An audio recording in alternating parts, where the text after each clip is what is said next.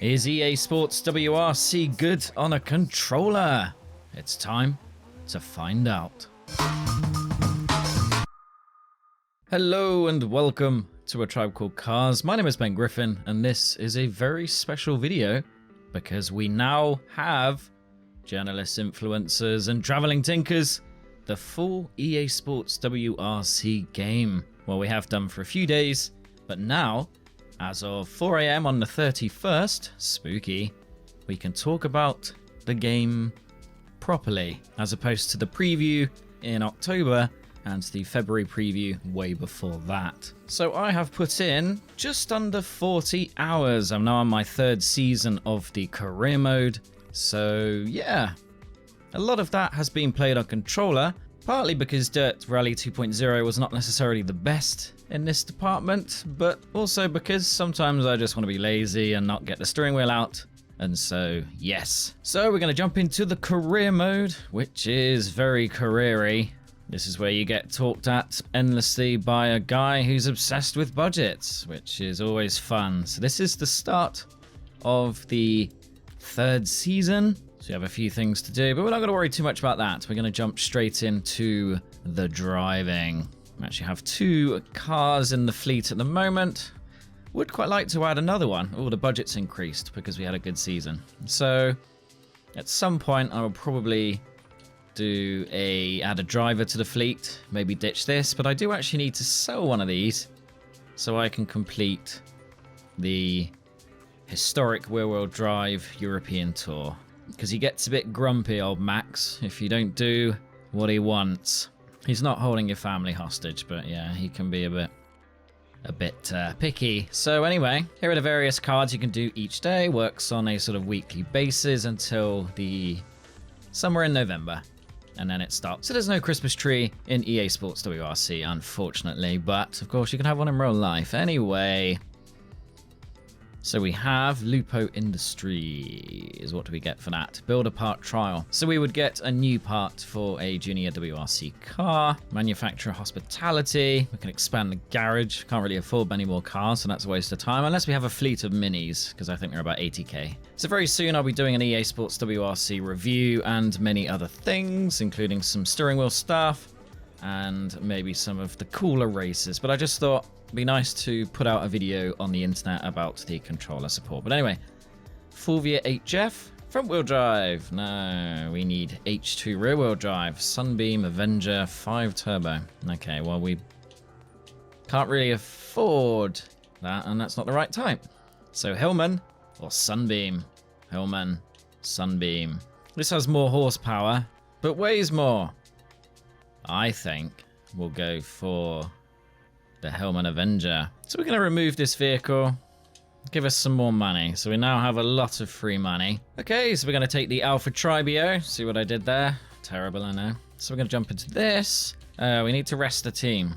I was doing too many championships last year, and basically they were, asleep. So, yeah, but anyway, never mind.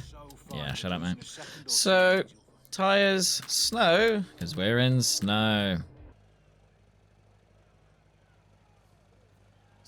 Bonus points for anyone who knows who Dr. Huffer is. HFUHRUHURR. Spelled as it sounds.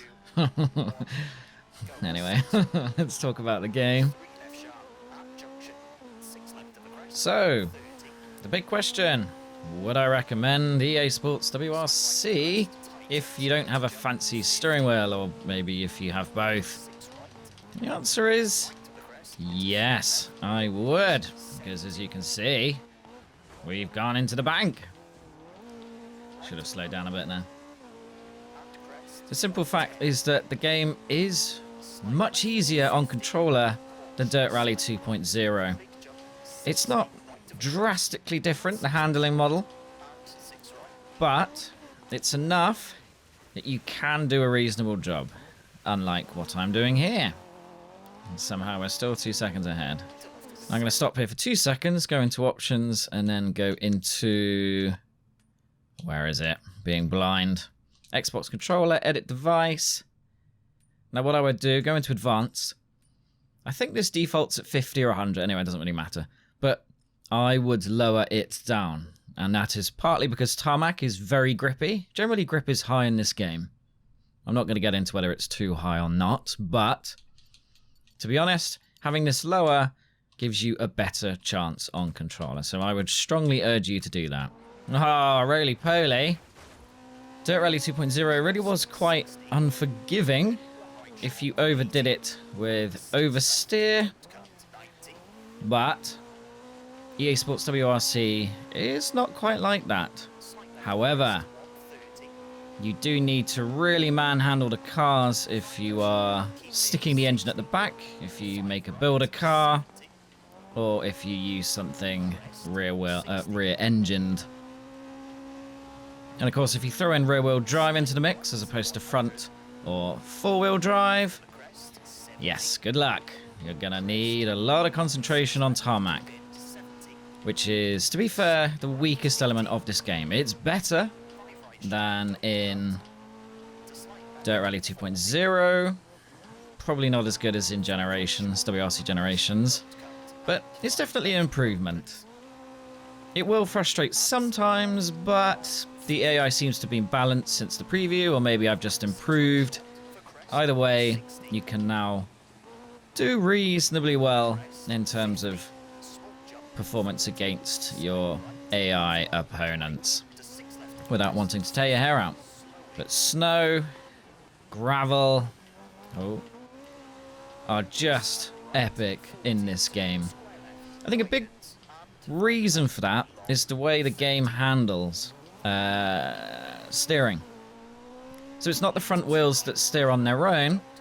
Basically, the effect you're getting is if your car had rear wheel steering, like the Lexus LC in its sporty version.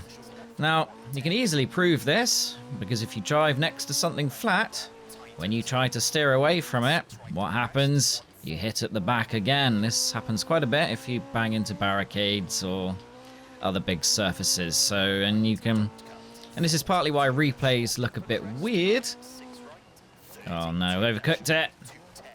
Oh, no. Well, we're not going to win this rally now, are we? Let's be honest. But anyway, we'll continue. Lost my train of thought. I'm trying to drive and steer. So anyway, basically, in this game, gravel and snow feel really, really well, because I think that slightly reduced friction really suits the way handling works in the game. It's very, very fluid. Whether on wheel or controller, you can link corners. And you can judge speed fairly well. I know I've made a few mistakes because because I normally play on a much bigger screen. This is my recording studio, 27-inch monitor. But you really can judge corner entry, braking. I've seen a couple of people saying that the pace notes aren't very good, but I've never had a bad pace note.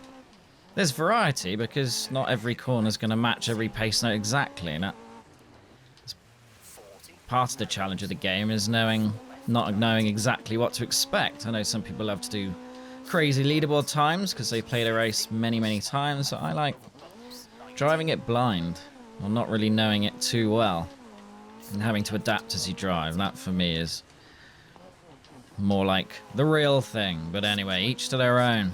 But on controller, you're also getting a... Oh. Too much. You're also getting a fair amount of feedback in terms of vibration, which... Okay, it's not going to be as much as if you've got a wheel with True Force, or if the new Fnatic DD, if they add support for that, DD+.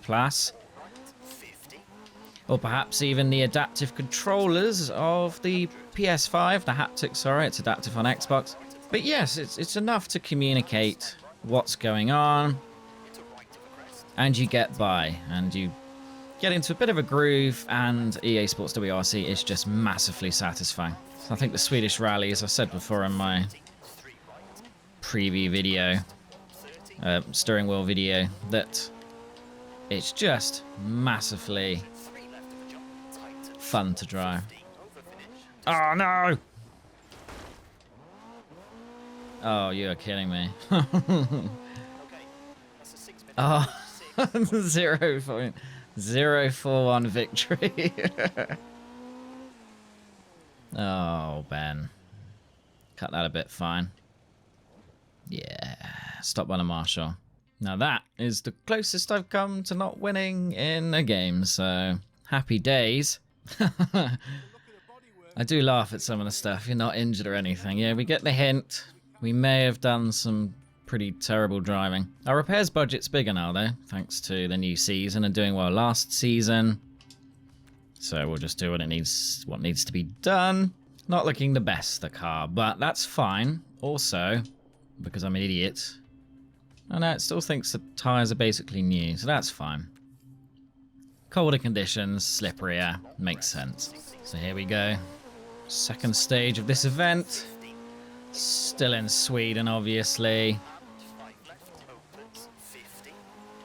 Bit of preview trivia for you, because a few people asked. Those who went on the February early event were allowed to show Scandia, is it Oceania or the other one? And Sweden, and those who didn't weren't. I know Mr. Jimmy Broadbent was invited to the original preview, but for some reason couldn't go. Probably too busy enjoying his YouTube billions, which I don't blame him. Anyway, this stage, as you can see, looks phenomenal. And this is hella fun trying to... Oh no. Oh, just clip the sign. Square left. Oh, I was about to go right. Oh. Okay. Wasn't meant to hit that on the inside, but whatever. We're fine. Still going. Now, as you can see, there is just so much... Don't do that and try and drive. There is just so much going on around you. Like, the game doesn't need to show that much distance. But it does. And it really does bring the game to life. Particularly some of the higher up rallies. When you look across valleys, you can see very, very, very far into the distance. And it is very, very cool. The downside is that the Unreal Engine, which features the imported handling tweaked from the Ego engine. Oh no, overcooked it. Yes, the Unreal Engine is a bit of a mixed bag because you get pop-in and some stutters on certain rallies, even with an RTX 4090, which is what I'm using now, and a 5950X CPU, so not the latest generation, but at 4K, which is what we're playing in and what the video should be set to resolution-wise if you want to see it at its best. Yeah, you'd expect maybe the odd drop, but yes, there are definitely some performance issues to be ironed out. But yeah, I was complaining about pop-in, which is the other problem. And this is one of the rallies that hides it fairly well. At least trying to look around while I'm driving. Not really seeing much coming in, but some of the other rallies, in driving and replays, you will see the dreaded foliage just appearing out of nowhere. Is it game breaking? No, normally you're driving too fast to care and enjoying yourself, so whatever, but it would be nice if it wasn't quite so obvious. Oh, we've gone off piste. Need my skis. I love how this video about is this game good on controller? I haven't really spoken much about it, but to be honest, you're watching me play, you can make your own mind up. But I will say, the proof is in the pudding. And we are getting through a pretty fast stage. Oh no, caught the thick snow. It just throws you steering because you dig a trench basically. This isn't going to be my finest run because I'm talking at the same time. But yeah, I'm having fun. Things feel good. It really is just the tarmac and a few performance issues that sort of let the game down. Yeah, they could have made the career a bit more enticing, but for a first attempt in a while, things are very solid. I haven't really had any crashes at all. No bugs that I noticed, at least the ones in the preview were known about. Oh, that was a weird stutter. I've had to turn my fans down. Maybe I'm slowly frying my GPU. But they're the 3,000 RPM ones, so I'm sure they're fine at 40%. Oh, idiot.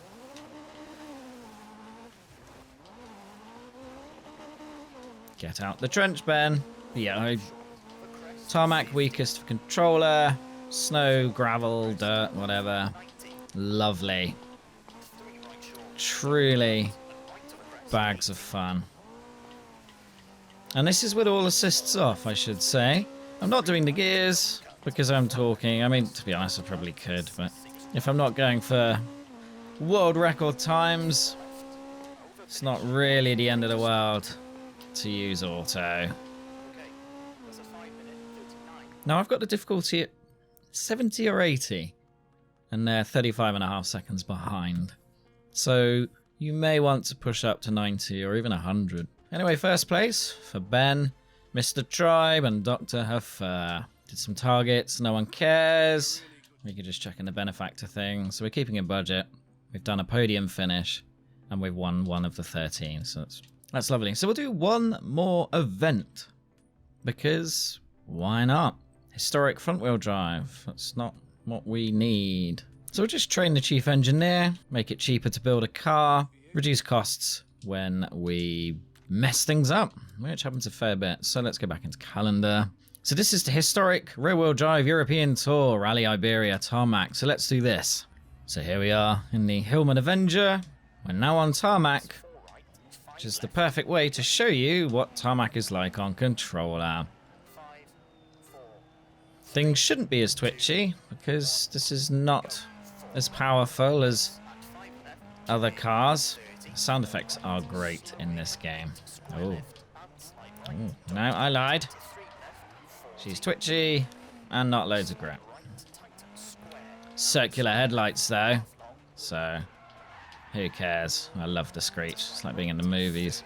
Car chase. Now I would say that you would think things would be easier on the steering wheel version of this, but actually Tarmac is still twitchy and kind of annoying. You don't get into as nice a flow. It's sort of, it's a bit sensitive.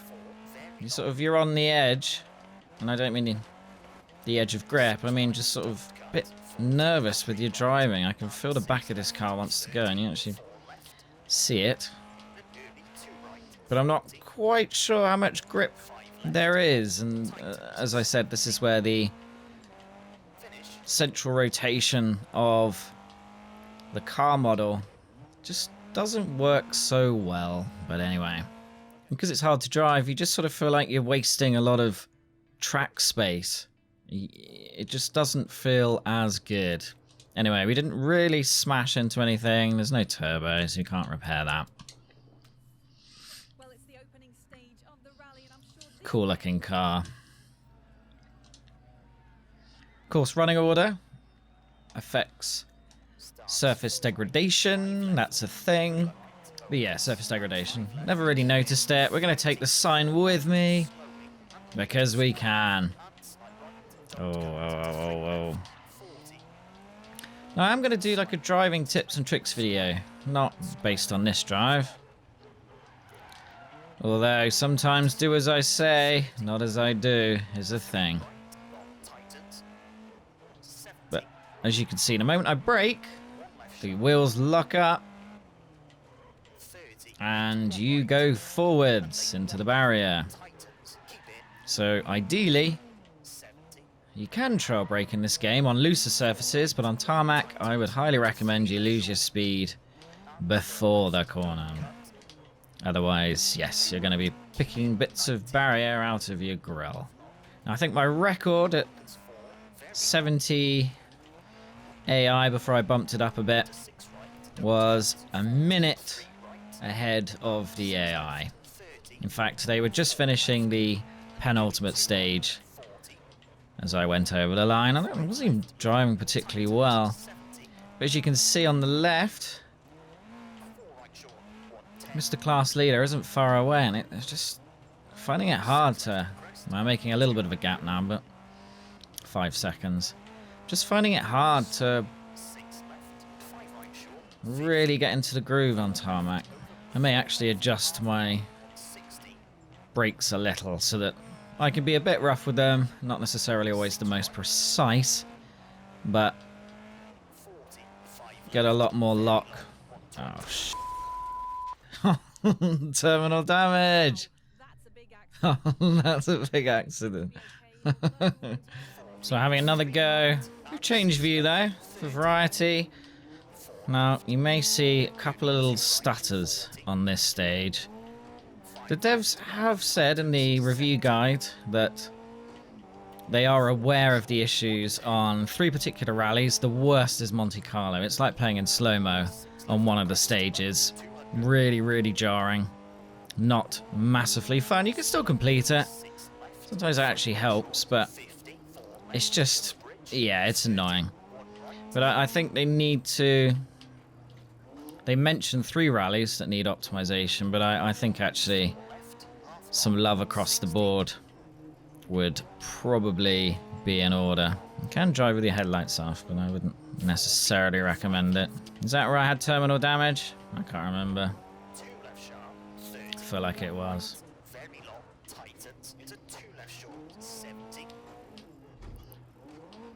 If you do find yourself wanting to play with ABS off, which is fair enough, and you do keep locking the brakes, probably can mess with the controls, learn to be a bit softer, all valid, and quite useful to be fair. But you can also cheat a bit, an Ayrton Senna style, and pump the brakes.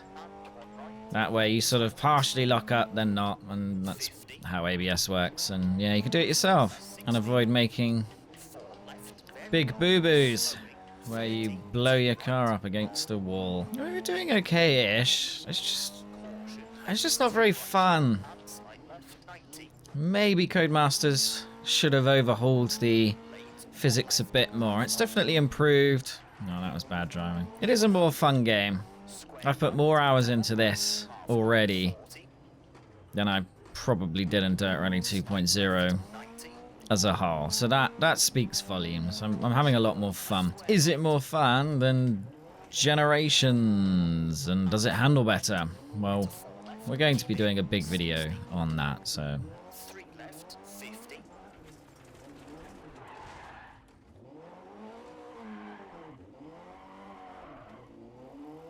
Feel free to come back and watch that. You can subscribe, you can like, you can comment. That is up to you. But hopefully, you have seen that EA Sports WRC is pretty epic on controller. You just don't need to handbrake on this. If you do, you're more likely to end up overcooking the corner and having to counter and losing time. It's just really, really not worth it. As you can see though, the game is getting a bit slow-mo-y again. It's a little unfair because you do lose a bit of performance when you're recording 4K at the same time. Oh.